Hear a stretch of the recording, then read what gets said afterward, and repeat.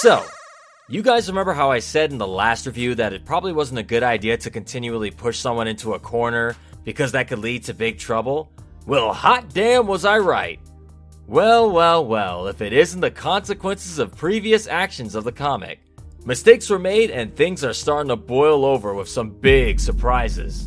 Let's just say that if you're Kit and Surge fans, you're probably gonna feel mixed about how things play out here. So without further ado, what say we get into the story of this one, yeah? Right off the jump, we kick off this issue of Jewel confronting everybody's favorite greasy skeezy possum Clutch about his recent actions of taking over the shuttle with all of his security and even arming the resistance shuttle's arsenal, all for one individual, the Phantom Rider.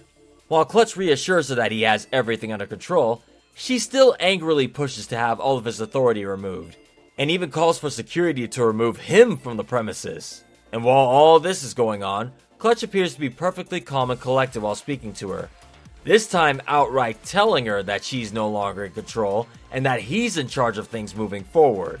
Like some real creepy staring right through you vibes coming off him in these panels. Bro was really giving her the smiling killer stare as he spoke to her. Creepy motherfucker.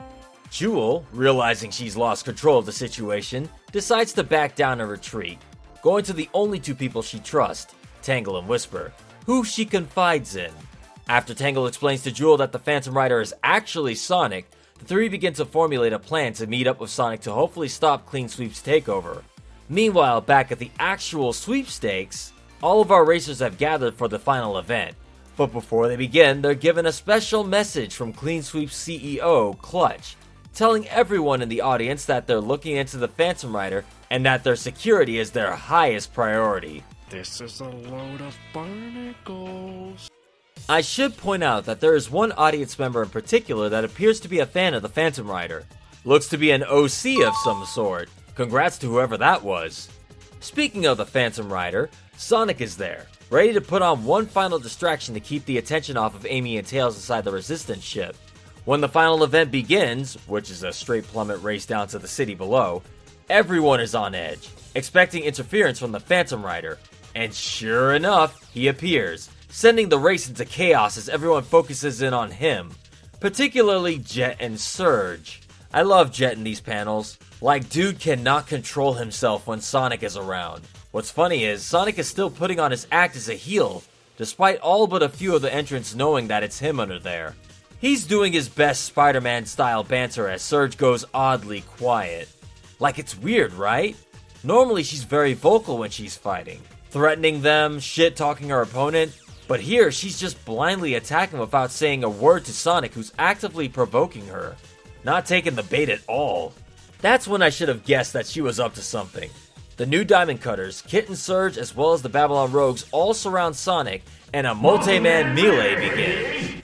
Lanolin fires a shot of her Whispawn that is quickly reflected by Surge, while Whisper takes a shot at Surge, who is now hanging onto Sonic's gear.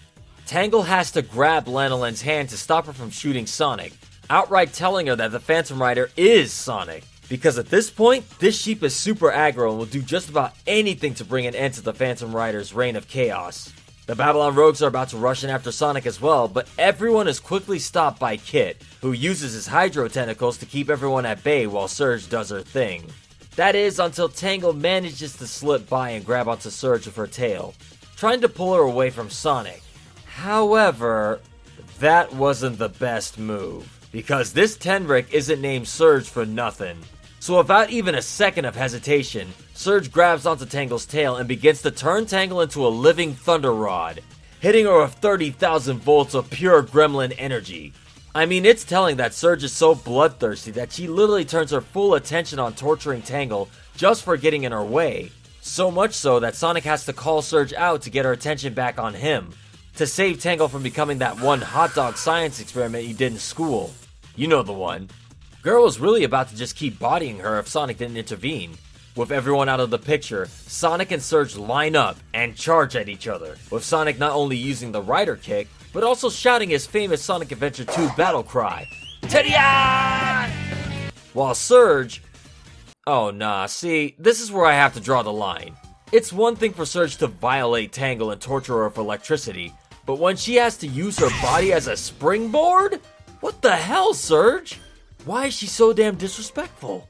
At this point, she's gone full feral mode. Got all the Tangle and Whisper fans mean mugging that page, as she gives Tangle a taste of what she gave Whisper a while back.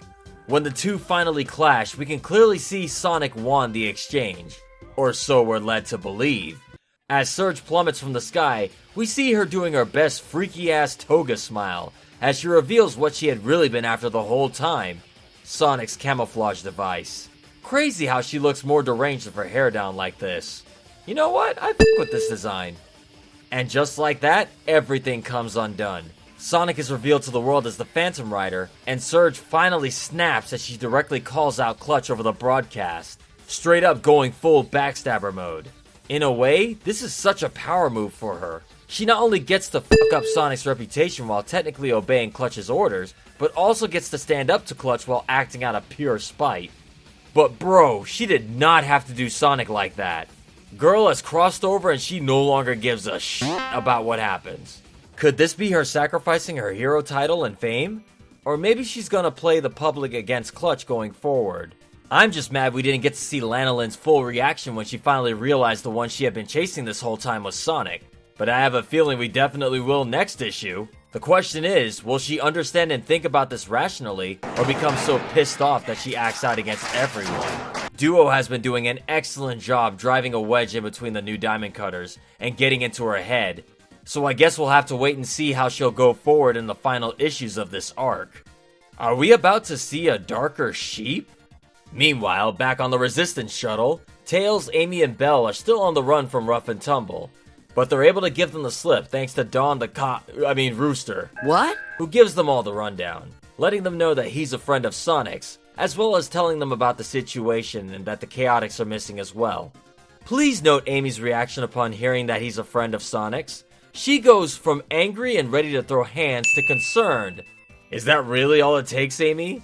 Like, girl, relax. Sonic is fine. You've got more pressing matters to attend to. Belle has a hunch of where Clean Sweep might be keeping the Chaotix and takes them down to the engine room, where they're met with a giant locked safe. Despite Tails' insistence to use his tech, Belle reminds him that she works there and just knows the combination. Peep the over-the-shoulder 180 head turn. She is unamused. Belle's really growing into her own. As they explore deeper inside, Tails hears snoring and finds our boys caged and sleeping together. What? Not like that. But they appear to be sleeping off an earlier struggle they had. These boys, they're just silly. We'll never know how they truly got in there or what they went through, but I guess that's a story for another time. So after our heroes manage to free everyone's favorite detective trio, our boys reveal that they have a thumb drive full of Clean Sweep's dirty dealings. Everything from money laundering to illegal chow racing, probably. But as they're all about to leave, Clutch makes his entrance, even creeping Rough and Tumble out. Look at those expressions. I've gotta say, I'm really digging Clutch's mob boss energy. Like, dude might not be a powerhouse, but he's bringing a new kind of villainous vibe we haven't had in Sonic stories before. Now surrounded by security, Rough, Tumble, and a greasy possum armed with a literal stick, our heroes will have to fight their way out of this one, as Clutch makes it very clear they aren't leaving that room. This issue had me reeling in my seat as I read it. So many unexpected turns of our characters and their development. Seeing Kit and Surge's plan in motion as they decide to go with the burn it all strategy is super interesting. Are you still a fan of Surge after this? Or do you think she took things too far? They've surely pissed off Clutch and made Sonic look bad, so what do they intend to do?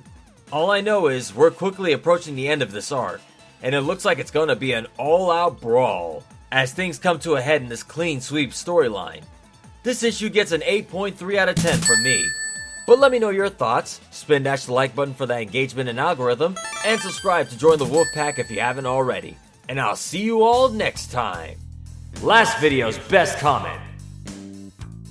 This video is brought to you by my patrons.